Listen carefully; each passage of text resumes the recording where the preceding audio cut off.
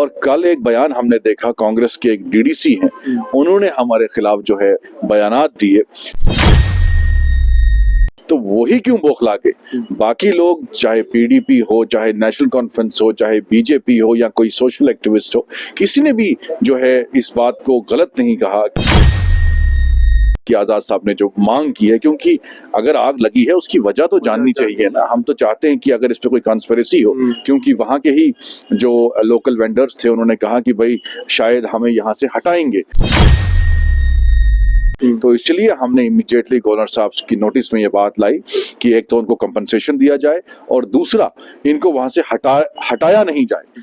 Nations nine news में आप सभी का स्वागत है और मैं हूं शाहनवाज। आज की खास मुलाकात में हमारे साथ मौजूद है DPAP chief spokesperson Salman Nizami ji. Sir, सबसे पहले स्वागत करूंगा आपका हमारे चैनल में। Thank you. सलमान जी, आपने देखा होगा कि बानिहाल में एक मामला सामने निकल कर आया जहां पे 75 दुकानें जो हैं जलकर राख हो चुकी हैं और उस पे गुलाम नबी आज़ाद जी का एक बयान भी आया। उन्होंने ये कहा कि ये हो सकता है कि कुछ लोगों की ये साजिश हो सकती है।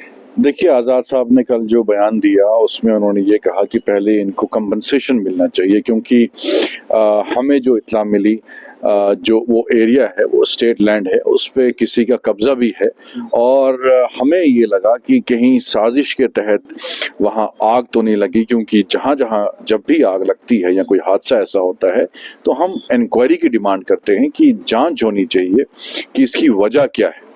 और रात के अंधेरे में आग लगी है, गरीब लोगों का सहारा था वो, और हमारी तंजीम की तरफ से हम कोशिश करेंगे जितनी भी हम मदद कर सकें वो करेंगे। कल ही आज़ाद साहब ने गवर्नर साहब तक ये बात पहुंचाई, डिविजनल कमिश्नर साहब से बात हुई, डीसी साहब जो हमारे बहुत काबिल ऑफिसर वहाँ आज तैनात हैं उनसे बात हुई, हमारी पूरी टीम वहाँ है, चाहे अलियास साहब हों, चाहे हमारे फारूक वानी साहब जो हैं ब्लॉक प्रेसिडेंट, और खांडे साहब और बाकी लीडरान वहाँ पहुँचे। उन्होंने जो है उन लोगों को यकीन दिलाया कि हम उनकी पूरी मदद करेंगे। हमारा ये कहना था कि वहाँ अगर कोई साजिश कोई चला रहा है कि भाई इनको वहाँ से वैकेट करें, वहाँ से हटाएं, तो इसलिए हमने ये नोटिस में लाया गवर्नर साहब की कि वहाँ के जो गरीब लोग हैं जिनका सहारा यही था, उनको वहाँ से शिफ्ट नहीं कहीं और किया जाए, उनको वहाँ से हटाया नहीं जाए, जैसे उनके स्ट्रक्चर पहले थे वैसे ही बनाए जाए और उनको मुआवजा देना चाहिए।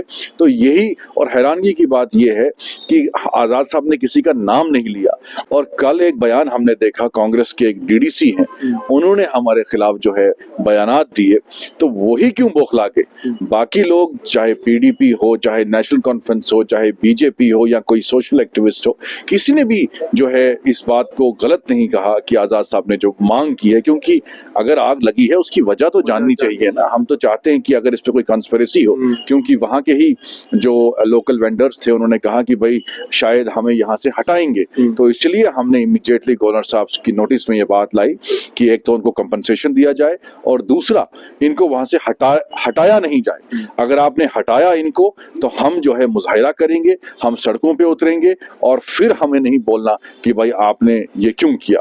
जैसे लैंड इविक्शन ऑर्डर आया था, बिल्डोजर चलाना शुरू हो गए, उस वक्त भी हमने आवाज उठाई। आज़ाद साहब दिल्ली पहुंचे, अमित शाह जी से बात की, और उस वक्त भी स्टेट लैंड पे जो जो स्ट्रक्चर बने थे, चाहे दुकानें बनी थी, चाहे घर बने थे, सरकार ने बिल्डोजर चलाना शुरू किया। और अगर हमने उस वक्त आवाज नहीं उठाई होती, मुतालबा नहीं किया होता, तो शायद वो सब लेन जो अस्पताल की है उस पर बिल्डोजर चला होता। ये जो आज आबाद हुई थी हमारी जो सब्जी मंडी, उस पर बिल्डोजर चलाते। हमने रोका था उस वक्त सरकार को कि जहां ये गरीब लोग आज रोजगार का एक सहारा है, बिल्कुल, तो उस पर बिल्डोजर नहीं चलाया जाए। आज आग लगी है, हमें शक हुआ कि कोई साजिश तो नहीं है, इसलिए हमने गवर्नर साहब की नोटिस में इमीडिएटली, मैं खुद उस वक्त मेरे साथ हमारे senior vice president Munir Bhatt साहब थे, आज़ाद साहब के पास हम गए और उनसे बात की कि आप इमीडिएटली गवर्नर साहब से ये बात करिए कि अगर वहाँ एक सबसे पहले मुआवजा मिलना चाहिए और उनको वहाँ से हटाया नहीं जाए। अगर कोई कॉन्स्पिरेसी है तो उस कॉन्स्पिरेसी के दबाव में नहीं आना है सरकार को, एडमिनिस्ट्रेशन को, लोकल एडमिनिस्ट्रेशन को भी मैं ये यही अपील करता हूं कि वहां जितने भी वहां वेंडर्स हैं उनको वहां से नहीं हटाया जाए। सलमान जी, सुनने में यह भी आ रहा था कि वहाँ पे अफवाहों का एक माहौल गर्म हो चुका था कि वहाँ पे एक शॉपिंग कॉम्प्लेक्स जो है वो बनाया जाएगा। देखिए, शॉपिंग कॉम्प्लेक्स से किसी का कब्जा भी हो सकता है वहां,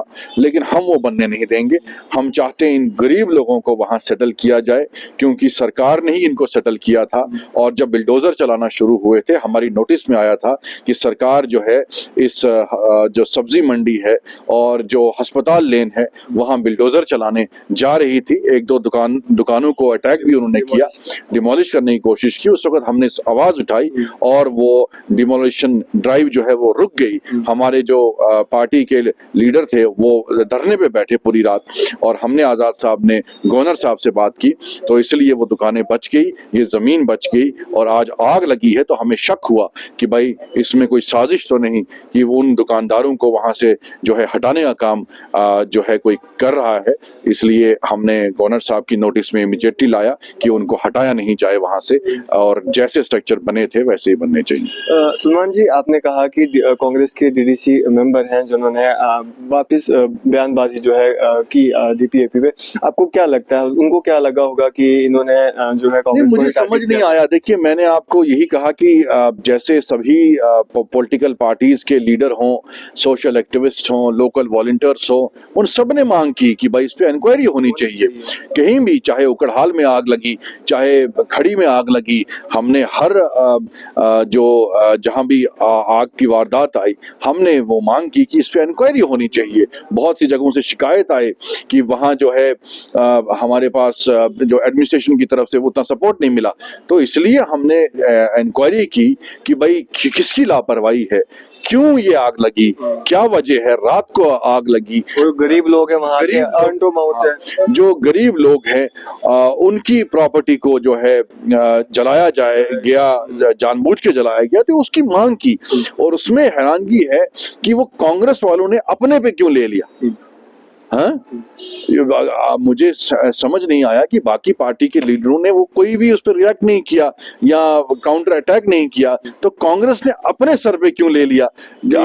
हाँ, कि भाई ऐसे लगा कि किया उन्होंने करवाया, तो उसकी भी जांच होनी चाहिए। इसलिए हम नहीं कहते कि उन्होंने करवाया या किसी और ने करवाया, हमने सिर्फ ये कहा कि आप इंक्वायरी करिए। हमने कहीं भी नहीं कहा कि भाई कांग्रेस ने किया या कांग्रेस ने करवाया, लेकिन उन्होंने जिस तरीके से अटैक काउंटर शुरू किया, तो उसमें हमें शक हुआ कि भाई चोर की दाढ़ी में तिनका वाली मिसाल सामने आई। तो इस पे जांच होनी चाहिए और वहां के जो गरीब लोग हैं उनको नहीं हटाना चाहिए। तो वहां की आम जनता के लिए क्या मैसेज रहेगा आपका, क्योंकि बहुत दुखी हो गया इस समय, क्योंकि जो उनका रोजगार का साधन था। हमने अपनी पार्टी की तरफ से जितनी भी कोशिश हम करेंगे, उनको सपोर्ट करेंगे, हेल्प करेंगे जो हमसे हो पाया। हम तो सरकार में नहीं है, अब हम आपस में मिल के कंट्रीब्यूट करेंगे और उनको जो है मुआवजा जो सरकार देना चाहती है वो देगी।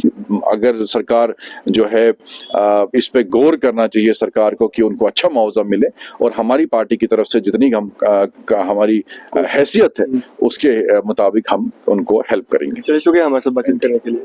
तो ये थे हमारे साथ DPAP chief spokesperson Salman Nizami ji, हमारे साथ बातचीत कर रहे थे। आपकी सब पे क्या राय है, अभी अपनी राय जो है कमेंट्स बॉक्स में जरूर दें, और इसी तरह की अपडेट्स के लिए जुड़ रहे हैं मेरे साथ और देखते रहे नेशन न्यूज़।